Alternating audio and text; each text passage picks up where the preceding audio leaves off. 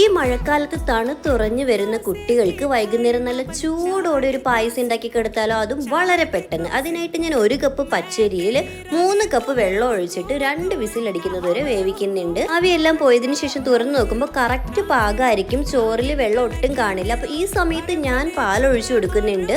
അതേസമയം ശർക്കരപ്പാനി ചേർക്കുന്നവർക്ക് പാല് വേണമെങ്കിൽ മാത്രം ഒഴിച്ചു കൊടുത്താൽ മതിയാവും. കാരണം വെള്ളത്തിന്റെ കണ്ടന്റ് ശർക്കരപ്പാനിയിൽ നിന്ന് കിട്ടുമല്ലോ. ഞാൻ ഇവിടെ ഏകദേശം 1 കപ്പോളം അളവിന് ശർക്കര പൊടിയും 1/2 കപ്പ് തേങ്ങയും 1 നുള്ളു ഉപ്പും കൂടി ചേർത്ത് മിക്സ് ചെയ്തെടുക്കുകയാണ്. ഈ സമയത്ത് ഫ്ലെയിം ഓൺ ആയിട്ടിരിക്കണം കേട്ടോ. ഏകദേശം നമ്മുടെ പായസത്തിന്റെ പരിപാടിയെല്ലാം കഴിഞ്ഞു. ഇനി ഒരു 2 ടേബിൾ സ്പൂൺ നെയ്യും കൂടി ചേർത്ത് കൊടുക്കുന്നുണ്ട്. പിന്നെ ഇതിൽ ഓരോ ഇൻഗ്രീഡിയൻസും നിങ്ങൾക്ക് ഇഷ്ടമുള്ള കണക്ക് ചേർത്ത് കൊടുക്കാം.